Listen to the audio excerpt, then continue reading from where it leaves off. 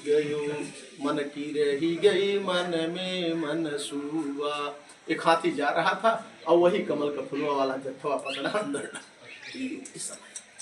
Time wait तो इसलिए फंसो मन को, इसलिए मन को जिसने साध लिया तो हम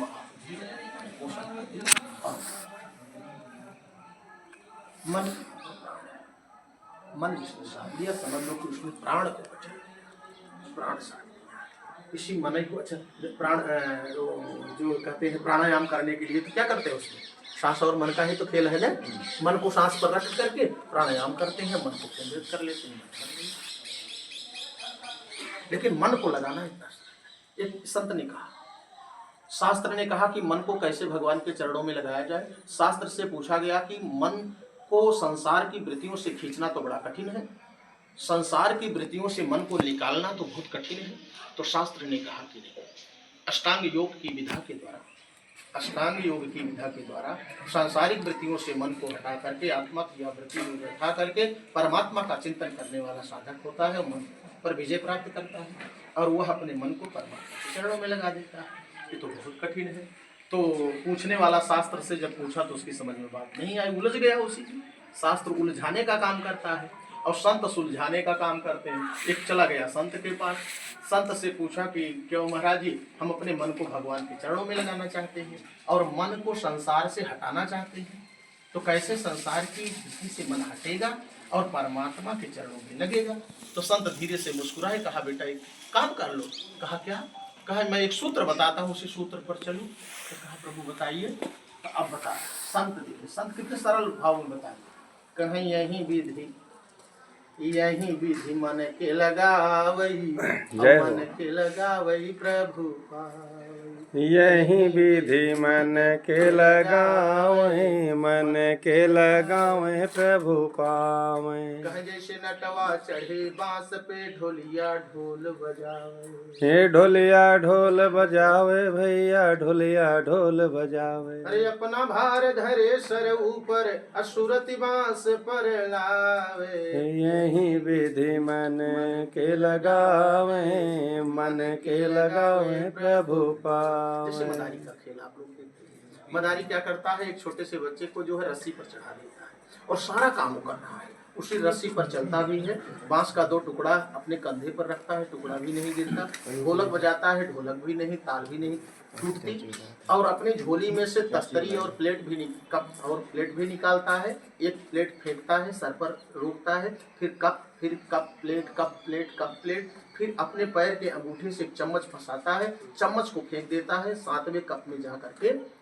इतना सारा काम एक मदारी कर रहा है, लेकिन उसका मन कहाँ है? उसका मन कंसंट्रेट हो गया है अपने कार्य पर। यही भी मन के लगावे, मन के लगावे हरि पावे। यही विधि मन के लगावे, मन के लगावे हरि पावे। एक विधा थी। दूसरी विधि क्या है संसार से निकलने के लिए? कहा जैसे कामिनी भरे कूप जल कर छोड़े बतलावे, जैसे कामिन भरे कूप जल कर छोड़े बतियावे। अपना रूप सखिन सगराचे असुरति गागर पर लावे। यही विधि मन के लगावे, मन के लगावे हरि पावे। गहरी चीज बताती है और इसी पर शास्त्र है। इस शास्त्र की चीजें कहीं जैसे आज पहले गागर भरने जाती थी पानी पंगत पर, तो गागर पर गागर, गागर पर गागर और हाथ छोड़ देती थी, लेकिन उनका मन, उनकी सूरत कहाँ रहती थी? इसलिए कबीर बाबा ने कहा सूरत सुहागिनी जागरी मोरी सूरती। सूरत बहुत बड़ी चीज है, सुमिरन और सूरत ये 2 चीज अगर जिसने पकड़ लिया तो समझो कि वो संसार से लड़ना सीख गया, वो संसार से लड़ना सीख गया। नहीं तो संसार फेल हो जाएगा। जब हर्ष आएगा तो फेल, जब विषाद आएगा तो फेल हो जाएगा। और जिसने हर्ष में हर्षित हो गया, विषाद में जो है दुखी हो गया, तो वो फेल है। वो फिर संसार की लड़ाई में लड़ नहीं। फिर संत ने बताया कि जैसे भोंगम चरे बनहि में ओस चोट चाटने जावे, कबहू के चितवे कबहू के चिटवे, कबहू के मणि तज प्राण गवावे। यही विधि मन के लगावे, मन के लगावे।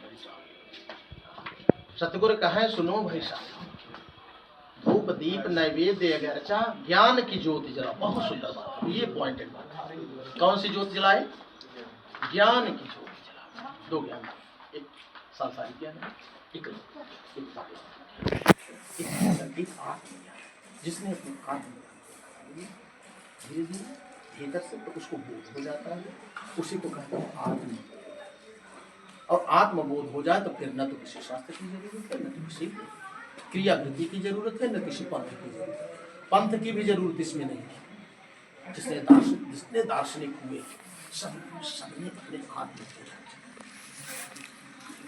विधा चाहे जो हो, लेकिन केंद्र चाहिए।